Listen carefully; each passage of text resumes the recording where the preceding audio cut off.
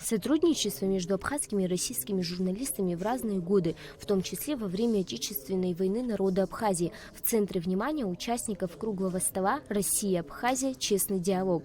Представители СМИ Абхазии и России обсуждают и нынешнюю ситуацию в общем информационном поле, а также перспективы дальнейшего укрепления профессиональных связей между журналистскими сообществами Абхазии и России. Корпункт Первого канала сперва, а потом корпункт ВГТРК. Я с большим удовольствием сегодня вот в этой аудитории хочу вспомнить и поблагодарить за эту поддержку и понимание тогда Олега Борисовича Добродеева, тогда он был главным редактором программы «Время», и Анатолия Лысенко, светлая ему память.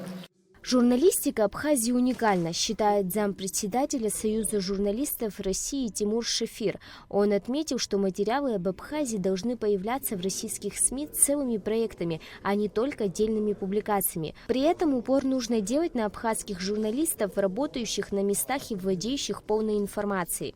Журналистика Абхазии достаточно уникальная. Мы сегодня находимся в очень важном историческом месте, в музее фактически боевой славы, которая в том числе ковалась журналистами абхазскими и российскими, которые освещали происходящие здесь события.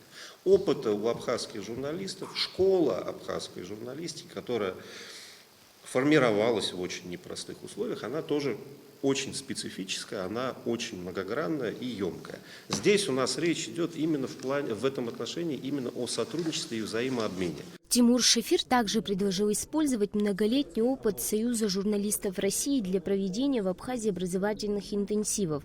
Речь идет о проекте «Инфорум», который успешно реализуется по всей России от Калининграда до Анадыря.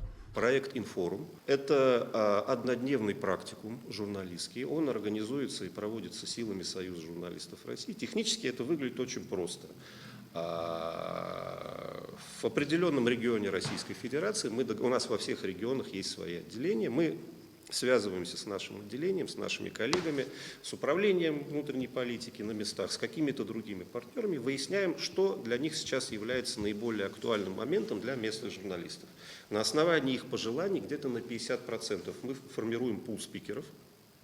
50% это то, что хотят местные коллеги, 50% то, что считаем нужным мы. Еще одна инициатива касается обучения абхазских коллег в официальном образовательном центре СЖР в Москве. Центр имеет лицензию на профессиональную переподготовку и работает не только со сотрудниками СМИ, но и с представителями пресс-служб правительственных структур и коммерческих холдингов. Тимур Шефир также выступил за учреждение профильного конкурса для журналистов России и Абхазии. Заместитель гендиректора российской газеты Андрей Першин предложил конкретные направления сотрудничества. Одна из них – программа «Контент-партнерство», в которой участвуют больше половины российских регионов. Участники программы могут использовать материалы российской газеты, не переписывая их, а сама газета публикует информацию о странах-партнерах. На сайте российской газеты внизу там есть строчка «Контент-партнерство».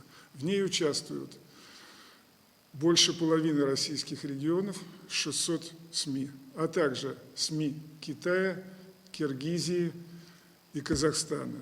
Что такое контент-партнерство? Это значит, что по соглашению, есть типовое соглашение, наши контент-партнеры могут использовать наши материалы, не переписывая их, сокращая.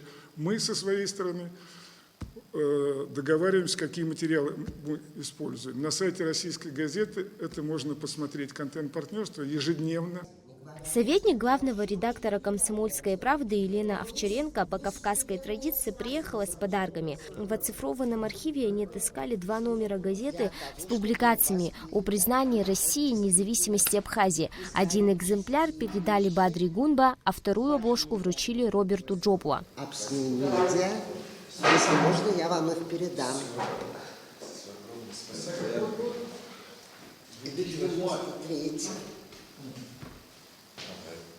Огромное спасибо, передам. Милана Агарба, Заурлиев, Абхазское телевидение.